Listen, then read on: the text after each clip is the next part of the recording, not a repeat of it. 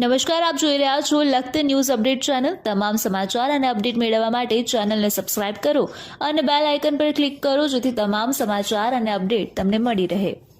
લખતર તાલુકાના જમરગામ પાસે આવેલ રાજપાલજી વચ્ચે બાઇક કાર વચ્ચે અકસ્માત સર્જાતા કાર ચાલક સામે ફરિયાદ દાખલ કરવામાં આવી। અલ્ટો ચાલકે બાઇક ચાલકને હેલ્પ લેતા બાઇક ચાલકનું ઘટના સ્થળે મૃત્યુ થયું હતું।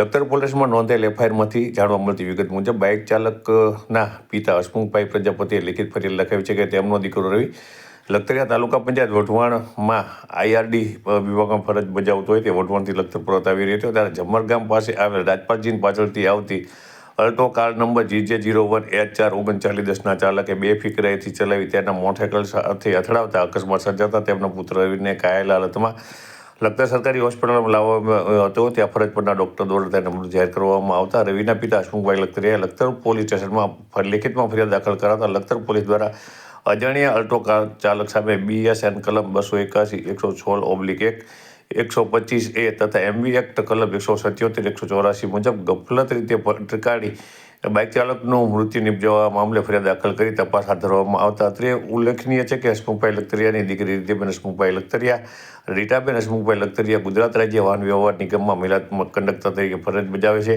ત્યારે હસમુખભાઈ લખતરિયા લખતર નીલકંઠ મહાદેવ મંદિર પાસે આવેલ ઝેરોક્સ અને કોમ્પ્યુટરની દુકાન ચલાવી પોતાના ઘરનું ગુજરાન ચલાવે છે।